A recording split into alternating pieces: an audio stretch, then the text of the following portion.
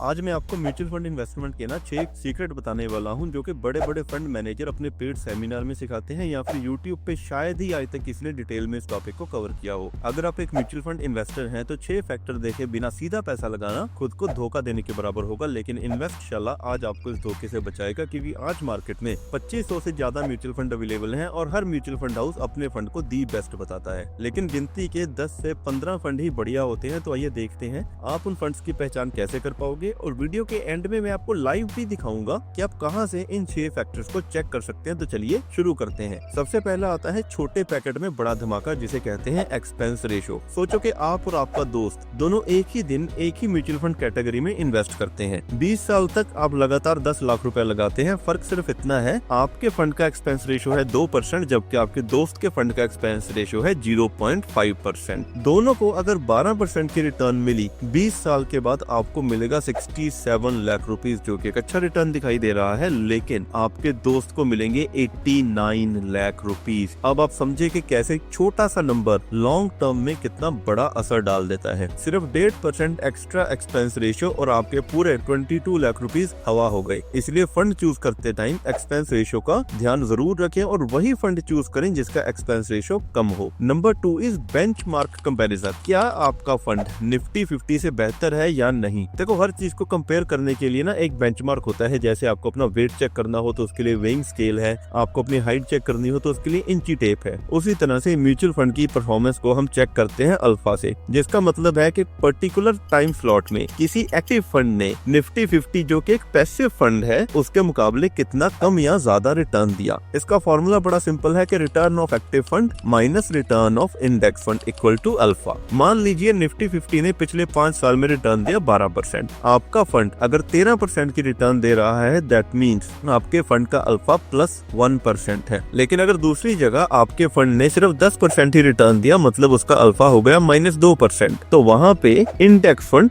ज्यादा बेटर है। देखो, मार्केट को बीट करना ही एक्टिव फंड की असली ताकत होती है और आप इसी रिटर्न के लिए फंड मैनेजर को हायर एक्सपेंस रेशो पे कर रहे हो। Number 3 is consistency of return, जिसे कहते हैं स्टैंडर्ड डेविएशन। आपको रोलर कोस्टर नहीं लेना म्यूचुअल फंड के मामले में, आपको एक प्लेन रास्ता लेना है जहाँ पे आप लॉन्ग टर्म के लिए बिना किसी पैनिक के चल पाए। इन्वेस्ट करने का मोटिव क्या है कि आप जिंदगी में सुकून के साथ रह पाए, आपकी नींद उड़ाना इन्वेस्टमेंट का मोटिव नहीं है। स्टैंडर्ड डेविएशन का मतलब है कि जब मार्केट अप एंड डाउन हो रहा हो तब आपका फंड कितना फ्लक्चुएट करता है। याद रखिए, लॉन्ग टर्म में स्टडी ग्रोथ होना जरूरी है। अब एग्जांपल के लिए आपने फंड ए और फंड बी में इन्वेस्ट किया। फंड ए कभी तो +40% हो जाता है, लेकिन अचानक से कभी 20% पे आ जाता है और कभी -20% पे चला जाता है, तो इसका स्टैंडर्ड डेविएशन बहुत हाई है। वहीं पे जो फंड बी है आपका, वो 10 to 14% की एक ऑन एन एवरेज रिटर्न दे रहा है, यानी कि उसका स्टैंडर्ड डेविएशन लो है। लॉन्ग टर्म में अगर दोनों करीबन 12% का CAGR निकाल रहे हैं तो रोलर कोस्टर वाले फंड में जाके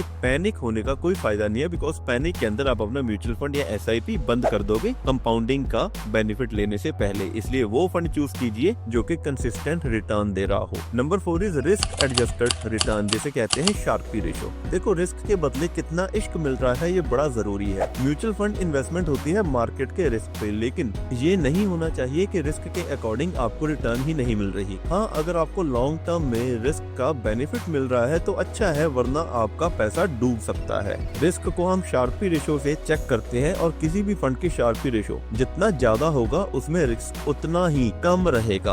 आप इस फैक्टर को अपने रिस्क होराइजन के अकॉर्डिंग चूज कर सकते हो। सकता है कि आप ज्यादा रिस्क लेके 15% रिटर्न लेना चाहते हो या फिर आप कम रिस्क लेके 12% के रिटर्न पे खुश हो। ये आपके गोल और आपके रिस्क होराइजन पे डिपेंड करेगा। Number 5 is down side protection. देखो, गिरावट से आपका कितना फंड बचेगा ये बेसिकली डिपेंड करता है कि आपका फंड कितना ज्यादा डाइवर्सिफाई है। अगर किसी एक ही सेक्टर में सारा का सारा पैसा इन्वेस्टेड है आपके फंड का और अगर उस सेक्टर में कोई बुरी खबर आ गई तो हो सकता है कि आपके पैसे का भारी नुकसान हो जाए, लेकिन अगर वहीं पे आपका पैसा अलग अलग सेक्टर्स में थोड़ा थोड़ा डिवाइडेड है तो आपको एवरेज का अच्छा रिटर्न मिलेगा। इस फैक्टर को चेक करने के लिए हम लोग सोर्टिनो रेशो का चेकिंग करते हैं। सोर्टिनो रेशो जितना ज्यादा होगा आपका फंड उतना ही सेफ रहेगा डाउन ट्रेंड ट्रेंड में। एग्जाम्पल के लिए मार्च 2020 में कोविड का क्रैश आया जिसमें निफ्टी 30% गिर गया। अगर कोई फंड 28% गिरा दैट मीन्स उसका शॉर्ट टेनी रेशियो काफी कम था, और अगर वहीं पे कोई फंड सिर्फ 15% ही गिरा दैट मीन्स उसका जो शॉर्ट टेनी रेशियो था वो ज्यादा था और वो फंड ज्यादा सिक्योर रहेगा। Number 6 and very important is आपके फंड मैनेजर का ट्रैक रिकॉर्ड चेक करना। देखो इमेजिन करो आपको एक क्रिकेट की टीम बनानी है और आपके पास दो ऑप्शन है, एक नया खिलाड़ी और दूसरी तरफ है MS धोनी। तो ऑब्वियसली आप MS धोनी को सिलेक्ट करेंगे बिकॉज आपको मालूम है इसका ट्रैक रिकॉर्ड क्या है और ये प्रेशर की सिचुएशन में कैसे परफॉर्म करता है। म्यूचुअल फंड का लॉजिक भी सेम है। मैनेजर का पिछले 10 से 15 साल का रिकॉर्ड आपको देखना पड़ेगा। साथ ही आपको ये भी देखना पड़ेगा कि ये मैनेजर एक बड़े एसेट अंडर मैनेजर यानी कि ज्यादा पैसे में कैसे रिटर्न निकाल पाता है, किस सिचुएशन में आपका फंड मैनेजर कंसिस्टेंट रिटर्न दे पा रहा है, उसका एक्सपीरियंस कितना है, ये चेक करना बहुत ज्यादा जरूरी है। आपको सोचिए पहाड़ों वाले रास्ते में अगर आपके पास कोई एक्सपीरियंस ड्राइवर होगा तो आप अच्छे से सो पाओगे, लेकिन अगर वहीं कोई नया और नकारा सा ड्राइवर हुआ तो आपके होश उड़े रहेंगे। इसलिए सिर्फ फंड के नाम पे मत जाइए बल्कि फंड मैनेजर की हिस्ट्री और एक्सपीरियंस जरूर चेक कीजिए। तो अभी हम आपको लेके चलते हैं अपने लैपटॉप की स्क्रीन के ऊपर और देखते हैं कि आप ये सारे के सारे फैक्टर्स कैसे चेक करते हो। अभी हम लोग आ चुके हैं मेरे लैपटॉप की स्क्रीन पे और मैंने यहाँ पे अपना ग्रो का पोर्टल ओपन किया हुआ है। ग्रो इज नॉट अ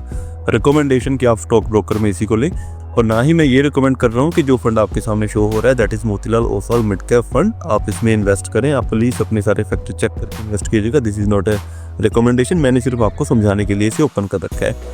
तो इस फंड के पेज पे जब आप बिल्कुल नीचे आएंगे you will find the first factor which is expense ratio. यहाँ पे आप देख सकते हैं कि एक्सपेंस रेशियो इस फंड का है 0.68%। तो एक्सपेंस रेशियो जब आप शुरू में इन्वेस्ट करते हैं उस टाइम पे बहुत ज़्यादा मैटर नहीं करती, लेकिन जैसे जैसे आपका फंड ग्रो करता रहता है तो ये पूरे के पूरे फंड वैल्यू पे करता है, इसलिए this is very important to check. Second thing which you can check is alpha, Sharpe ratio and Sortino. ये आपको एडवांस रेशियोज में मिल जाएगा। अल्फा का मतलब आपको मालूम है, अल्फा जितना ज़्यादा पॉजिटिव में रहेगा दैट मीन्स फंड ने इंडेक्स को उसी हिसाब से बीट किया है। Sharpe and Sortino we have already discussed कि कैसे डाउन साइड या रिस्क मैनेजमेंट में ये चीज़ें काम आती हैं। उसके बाद next thing which is important is fund manager के एक्सपीरियंस। फॉर एग्जाम्पल इस फंड के जो मौजूदा फंड मैनेजर हैं he is mister Ajay Khandelwal. 2024 से इस फंड को ही संभाल रहे हैं। MBA कर रखी है बैचलर ऑफ इंजीनियरिंग के साथ, and Motilal Oswal fund house से पहले उन्होंने Canara Robeco mutual fund, Bank of India AXA mutual fund and B&K securities and Infosys में भी अपनी सर्विसेज दी हुई हैं। और कौन कौन सा फंड ये आज तक मैनेज कर चुके हैं या इसके पैरेलल मैनेज कर रहे हैं, सारी की सारी डिटेल्स आपको यहाँ पे मिल जाएगी। एक डिटेल जो आपको यहाँ पे नहीं मिलेगी दैट इज स्टैंडर्ड डेविएशन। उसके लिए आपको क्या करना है, you need to go for the screener. यहाँ पे एक ऑप्शन आती है कंपेयर फंड्स की।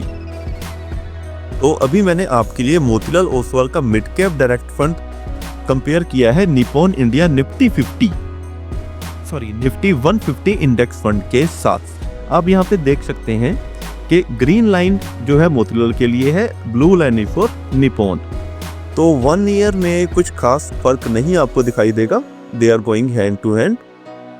लेकिन अगर देखा जाए 3 साल के डिफरेंस पे तो 3 साल के अंदर मोतीलाल ओसवाल की growth is much higher than Nippon fund, that means alpha काफी ज्यादा है।